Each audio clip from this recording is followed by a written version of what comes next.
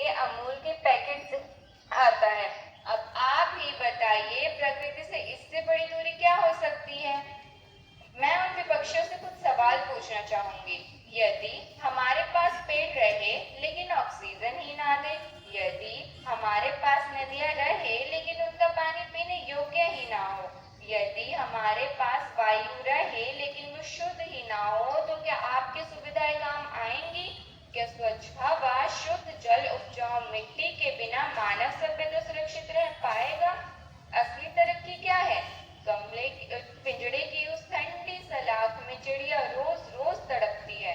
उड़ना था जिसको नीले गगन में, उड़ना था जिसको नीले गगन में अपनाने को भी तरसती है।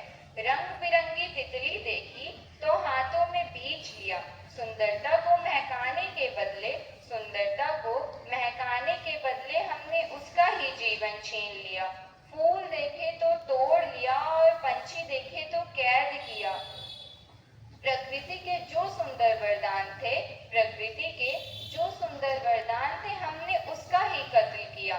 जरा सोचो, अगर कोई तुम्हें कैद कर दे और बाहर जाने की राह ही ना दे, तो क्या तुम इस कैद में रह पाओगे या आजादी की गुहार लगाओगे?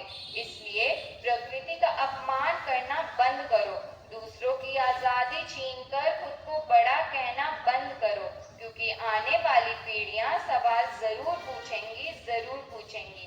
अंत में मैं बस इतना ही कहना चाहूंगी कि यदि हम इसी तरह अपनी मिट्टी और जड़ों को छोड़कर सिर्फ और सिर्फ दिखावे की दुनिया में लगे रहे, तो एक दिन हमारे पास सब कुछ होगा, बस चैन से सांस लेने के लिए शुद्ध हवा नहीं होगी। इसलिए मॉडल बनिए, पर इतना नहीं कि असली और नकली का फर्क ही भूल जाए।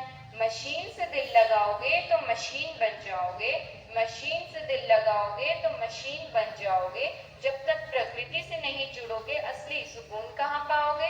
कुदरत का दामन थामे, इसी में सबकी भलाई है जनाब। प्रकृति से दूर होना हमारी सबसे बड़ी विदाई है, हमारी सबसे बड़ी विदाई है। धन्यवाद।